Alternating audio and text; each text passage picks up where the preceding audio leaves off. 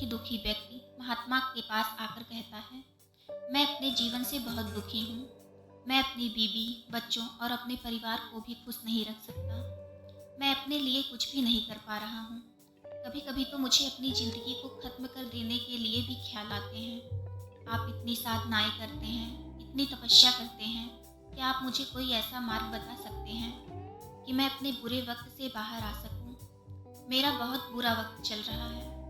2 वक्त की रोटी का इंतजाम करना भी मेरे लिए बहुत मुश्किल हो गया है। अब आप ही बताएं कि मैं ऐसे वक्त में जिंदा रहूं तो कैसे रहूं? कैसे अपने परिवार को खुश रख सकूं? कोई साधारण सा तरीका बताने का कृपा करें ताकि मैं आसानी से समझ सकूं, क्योंकि मैं बहुत पढ़ा लिखा नहीं हूं। अगर आप बड़ी बड़ी से बड़ी बातें, ज्ञान की बातें करेंगे तो शायद मैं कभी समझ भी नहीं पाऊंगा। ये सुनकर महात्मा ने मुस्कुराते हुए कहा कि तुम एक काम कर सकते हो। फिर महात्मा ने सामने की ओर इशारा करते हुए कहा कि उस ऊंची पहाड़ी पे एक मंदिर है और उस मंदिर के पास चींटियों का एक घर है जहाँ पर हजारों चींटियाँ रहती हैं।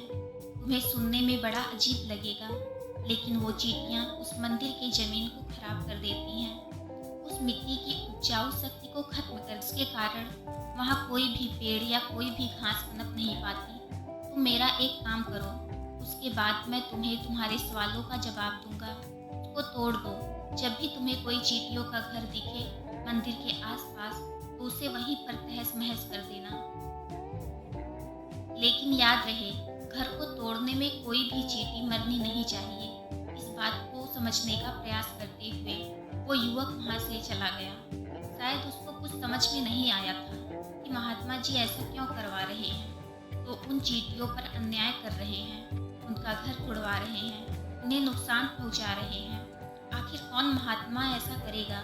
लेकिन फिर भी उस महात्मा की बात मानते हुए वो अगले दिन से ही पहाड़ी पर जाना शुरू कर देता है। जब वह पहले दिन पहाड़ी पर पहुंचता है तो देखता है कि बहुत सारी चींटियां अपना खाना जुटाने में ही लगी हुई थी। सारी चींटियां कतार से चल रही हैं और अनाज के छोटे छोटे कण उठाकर अपने घर में जमा कर रही हैं। ये देखकर तो पहले उस युवक का मन तो कमजोर पड़ गया, लेकिन उसने सोचा ये इतनी मेहनत करके अपना घर भर रही हैं और मैं इनके घर को तबाह कर दूंगा तो इनको कितना बुरा लगेगा। लेकिन फिर भी उसने उस महात्मा की बात याद करते हुए उस घर को तोड़ना शुरू कर दिया। जल्द ही चींटियों में हाहाकार मच गया। वो इधर उधर दौड़ने लगी। अभी तक जो कतार से चल रही थी अब वो बिखर गई और इधर उधर अपनी जान बचाने के लिए भागने लगी। थोड़ी देर में घर टूट गया और सारी चींटियां इधर उधर छुपने के लिए भाग चुकी थी। ये करने के बाद वो युवक दुखी मन से वापस अपने घर लौट आया। उसका मन परेशान था, दुखी था, पश्चाताप से भरा हुआ था। फिर उसने अपने बिस्तर पर रात में लेटे लेटे यही सोचा कि अब तो उन चींटियों का घर तो तबाह हो चुका है। अब वहां वापस जाने का क्या फायदा होगा, क्योंकि चींटियों का घर तहस महस करने के लिए महात्मा जी ने कहा था, जो मैं कर चुका हूँ। लेकिन फिर कुछ सोचकर अगले दिन फिर जाने का निश्चय किया और अगले दिन सुबह उठकर वो फिर वापस उसी पहाड़ी पर पहुंच जाता है। पहाड़ी पर पहुंचकर वो उसी जगह पर पहुंचता है जहां पिछली सुबह वह उसी जगह को तहस नहस कर दी। लेकिन वो ये देखकर चौंक जाता है कि उन चींटियों ने फिर से उसी जगह अपना घर बना लिया था और अब वो फिर से अपने घर के लिए सामान इकट्ठा करने में जुटी हुई थी। उस आदमी को देखकर लगा कि ये चींटियां इतनी मूर्ख हैं। इनको पता है कि कल ही इनका घर इसी जगह तबाह किया था और उसी जगह भी उसने अपना नया घर भी बना लिया। ये सोचकर वो आदमी हंसने लगा। लेकिन फिर से महात्मा की बात याद करते हुए उसने उस चींटियों का घर फिर से तबाह करना शुरू कर दिया। फिर से उन चींटियों में हलचल मच गई। थोड़ी देर में वो चींटियां अपनी जान बचाकर भागने लगी। कुछ ही देर में उनका घर फिर से नष्ट हो गया।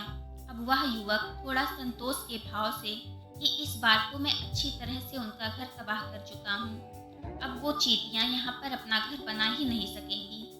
इसलिए जाने से पहले उसने उस घर पर ठंडा पानी भी डाल दिया ताकि चींटियां वहाँ पर अपना घर ही ना बना सके। इस तरह वह युवक अपना कर्म पूरा करके वो युवक फिर से अपने घर लौट आया। आज रात में सोते वक्त फिर से वो यही सोच रहा था कि क्या महात्मा ये सही काम करवा रहे हैं?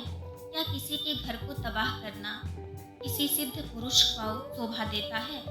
क्या अगर वो महात्मा सिद्ध पुरुष हैं कि नहीं तो क्या होगा अगर मुझे वो बेवकूफ़ बना रहे हों? लेकिन फिर उसने निश्चय किया कि मैं अपने काम को पहले पूरा कर लेता हूँ, उसके बाद ही पता चलेगा कि महात्मा मुझसे ऐसा क्यों करवा रहे हैं। और यही सोचकर रात में वो सो जाता है। अगले दिन सुबह उठकर वो फिर से उसी पहाड़ी की ओर निकल जाता है। जगह पहुंचता है जहां उनके घर को तबाह कर दिया था और वो ये देखकर खुश हो जाता है कि वहां पर कोई घर नहीं था। सारी चींटियां वहां से भाग चुकी थी। अब उसने सोचा कि अब मेरा रोज रोज आना का क्या फायदा होगा, क्योंकि चींटियां वो अपना घर बदल चुकी हैं और महात्मा जी ने मुझे 7 दिन के बाद आने को कहा था, लेकिन आज तो तीसरा ही दिन है। अब बाकी 4 दिन वापस आने का क्या फायदा होगा। और यही सोचकर उसने निश्चय किया कि वहाँ से वो सीधा महात्मा के पास जाएगा और उनको ये सारी खबर बता देगा। जब वो वापस मुड़ के उस पहाड़ी से उस महात्मा की कुटिया की तरफ जाने लगा, तभी अचानक उसकी नज़र एक और घर पर पड़ी जो कि चींटियों का ही बनाया हुआ था। और अब वो चींटियां नए घर में वास कर चुकी थी। ये नया घर उनकी पुरानी घर से थोड़ी ही दूर पर था। तो उस घर पर उस युवक की नज़र पड़ी तो उसने सोचा कि शायद महात्मा को पता था कि ये चींटियां अपना घर यहाँ से बदल कर किसी दूसरी जगह पर बना लेंगी, इसलिए उन्होंने मुझे 7 दिन के बाद आने को कहा था। और ये विचार करके वो उनका नया घर भी तोड़ने के लिए पहुंच जाता है। जब वो वहां पहुंचता है तो चींटियां उसी तरह अपने कार्यों में लगी हुई थी।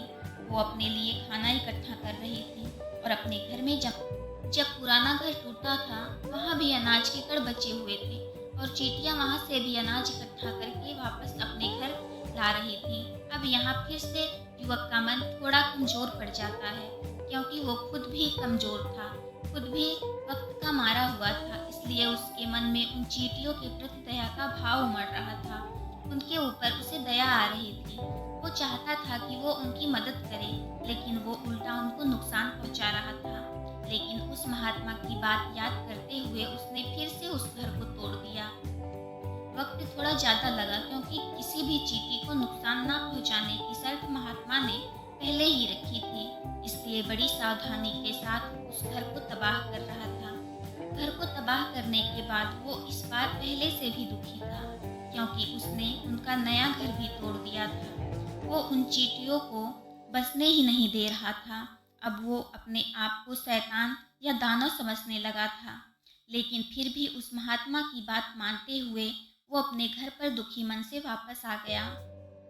रात में सोने से पहले एक बार फिर उसने सोचा कि मैं कितना बड़ा शैतान हूँ, लेकिन फिर भी उसने अगले दिन जाने का निश्चय किया और अपने दिन फिर से वहाँ पहुँच गया। और ये देखकर फिर से आश्चर्यचकित रह जाता है कि इस बार चींटियां से एक और नई जगह पर अपना घर बना लिया है। वो तो पहले से भी ज़्यादा ऊर्जा के साथ काम कर रही थी और उन्होंने एक रात में पहले से भी ज़्यादा बड़ा घर बना लिया था। ये देखकर उस आदमी को लगा कि ये चींटियां किसी मिट्टी की बनी हैं। मैं इनको बार बार भगाने की कोशिश कर रहा हूँ और ये फिर से अपना घर बना लेती हैं। इस बार उसने गुस्से में फिर से उस घर को तहस नहस करना शुरू कर दिया और कुछ चींटियां वहीं मर गईं, उसके पैरों तले कुचल दी गईं। कुचलने के बाद जब वो अपने अहंकार से बाहर आया तो उसने देखा कि गुस्से में उसने उन चींटियों को कितना क्षति पहुंचा दी है। उनका मन पश्चाताप से भर गया और वो रोता हुआ अपने घर की तरफ बढ़ गया। रात में सोते वक्त उसने सोचा कि मैं उन चींटियों पर बहुत ज़्यादा अत्याचार कर रहा हूँ। अब उससे ज़्यादा अत्याचार मैं नहीं कर पाऊंगा। और यही सोचकर वो अगले दिन उन चींटियों के लिए अपने घर से थोड़ा आटा लेकर उसी पहाड़ी पर पहुंच जा।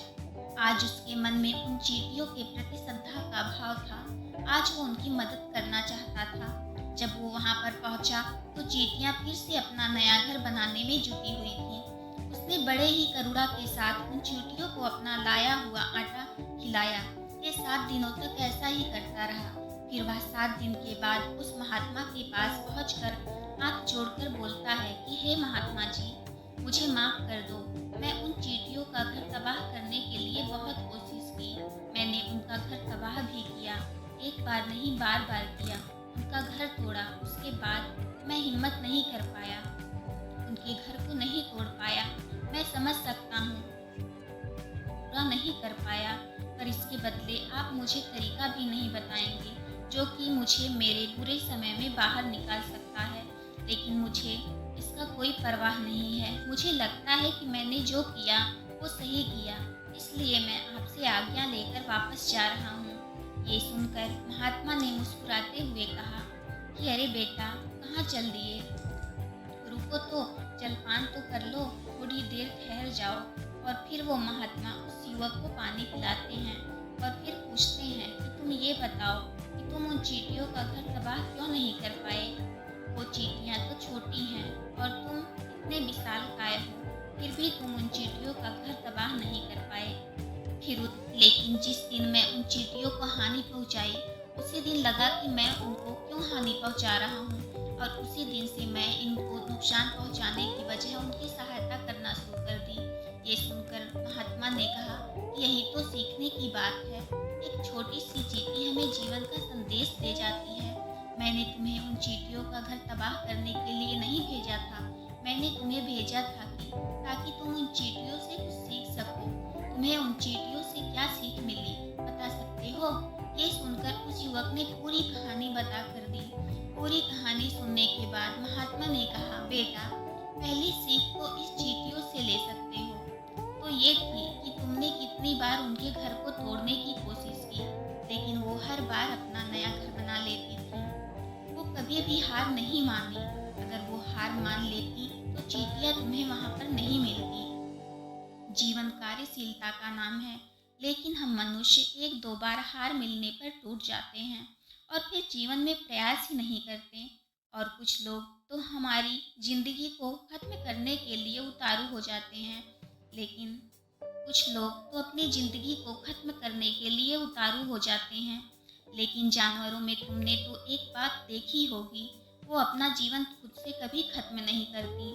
तुमने कभी नहीं सुना होगा कि कोई जानवर ने आत्महत्या कर ली, चाहे वह जानवर कितना भी भूखा क्यों ना हो, कितना भी दुखी क्यों ना हो, लेकिन वो अपने जीवन के लिए हमेशा संघर्ष करता ही रहता है। लेकिन वहीं दूसरी तरफ हम मनुष्य एक दो बार हताश होने पर भी अपना जीवन खत्म कर लेते हैं। जीवन तो कर्मशीलता है, कर्म करने का नाम है। जीवन और मृत्यु आखिरी विश्राम है, परम विश्राम है। इसलिए मृत्यु से पहले कर्म करना कभी मत छोड़ना, क्योंकि मृत्यु के बाद तुम परम विश्राम में चले ही जाओगे। तो उससे पहले कर्म करना क्यों छोड़ रहे हो? क्यों हताश हो रहे हो? अगर तुम्हारा एक घर टूट गया है तो दूसरा घर बनाने का प्रयास करो। कभी हार नहीं होती, ये तो तुम उन चींटियों को देख कर ही चुके हो। वो तुमसे कितनी छोटी हैं, लेकिन उनका मन तुम्हारे मन से कितना विशाल है। इतना दृढ़ संकल्प है कि इतनी बार घर टूटने पर भी कभी वो हार नहीं मानी।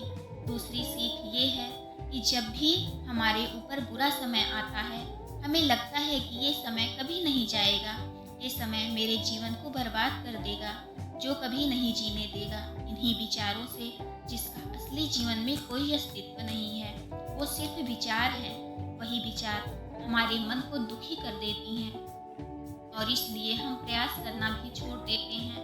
लेकिन तुम खुद सोचो कि बार बार प्रकृति हमें क्षति पहुंचाएगी,